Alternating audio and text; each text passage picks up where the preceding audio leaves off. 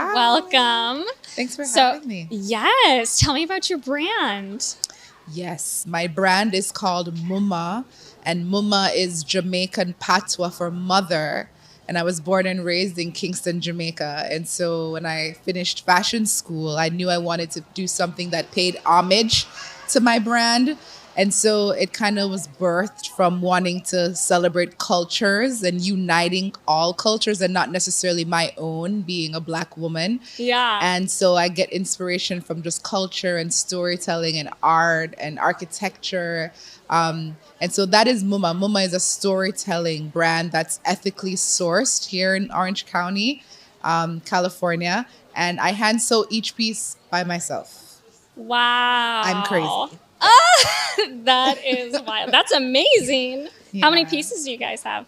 Or do you have? Oh, we have a lot of pieces right now. I think we have over 30 or more. I've had about 4 collections that I've done in the past 2 years or so. Wow. Maybe 3. I have more than that, yeah. So it's all on my website. And we're working on a new collection now. So it should be exciting. It. Do you know when that's coming out? Do you have a date? Yes. I'm aiming for the end of August. So around that time. Okay. I call myself season free. I don't really base myself on seasons. I just make things that people can wear all year round, and that you can layer or wear on its own. I love that. Yeah. What inspired you specifically to become a fashion designer? Ooh, I'm glad you asked that question.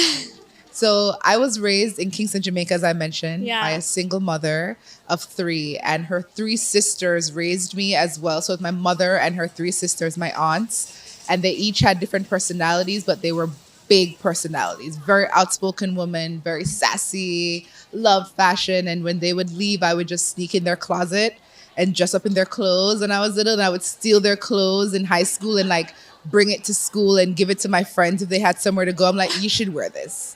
And it wasn't mine. But I just always wanted to make people feel elevated through their clothing, and that kind of birthed the love for fashion there from a little girl. And then when I got older and we moved from Jamaica to the States, I was kind of trying to figure out, what am I going to do with my life?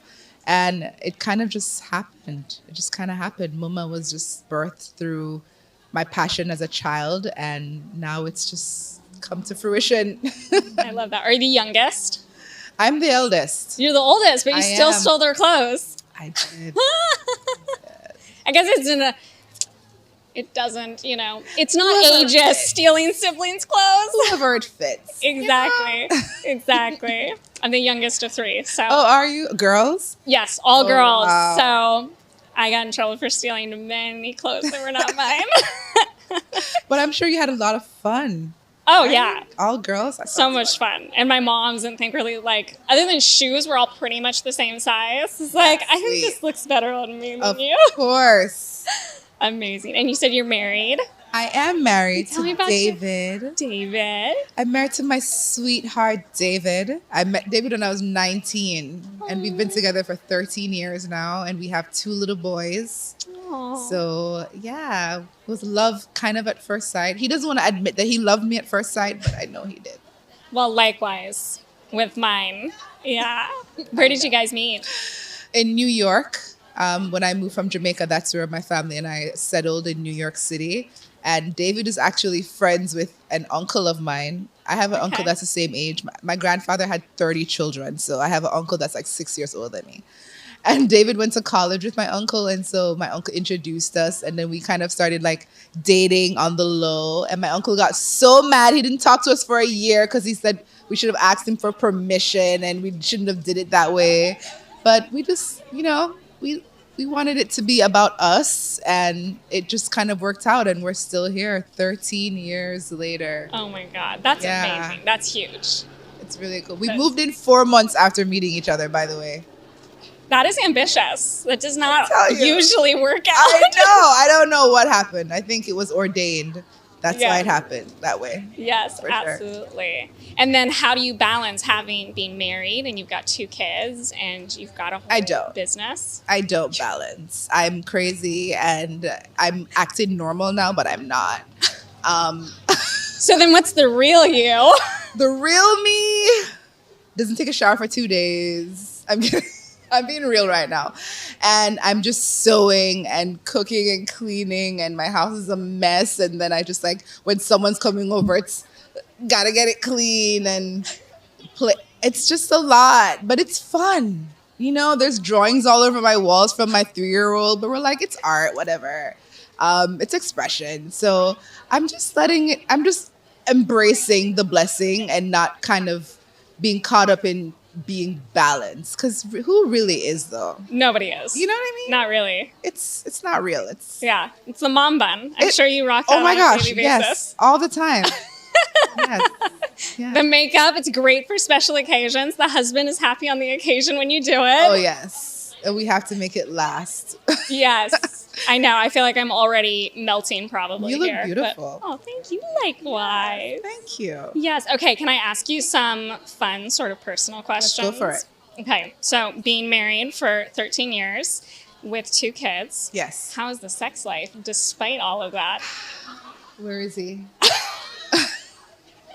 Is he close? Should I tell the truth? The sex life could be better. To keep it real, could be better. Would he agree? Guys are typically... he's the one who's like, we're not having sex enough. And I'm like, I'm tired all the time. Can I just lay here? And he's like, no, I need you to do something. And I'm like, let's take a rain check. So for us, our sex life is kind of just like whenever we can get it, we get it. But when we do, it's fun. And it's worth it. And that's what matters. That is what matters. I mean? Yes. So we make it count. But you got your kids out of it, so clearly something's working. We're doing something right. Yes. You know? Oh my God, amazing. Okay, if you went into Target to buy one item, how many things would you end up leaving with? Oh my gosh.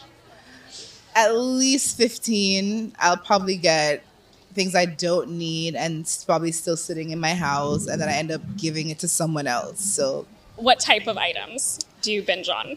I like anything to like home accessories. Like yes. Pillows, a little throw, some random wine cork, just something that makes no sense, but it's cute. So I get it. And then I realize it doesn't make sense for me.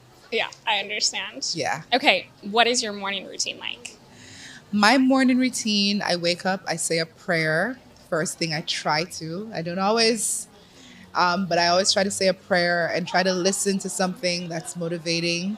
And then I'll check my emails and messages. And usually I call my mom and we talk for about an hour. And then I tell myself I'm going to work out and put on workout clothes. And then I don't. I eat cake. So that's my life. Oh my God. But I think that's the life every woman actually wants. Well, you put on workout clothes and you eat cake.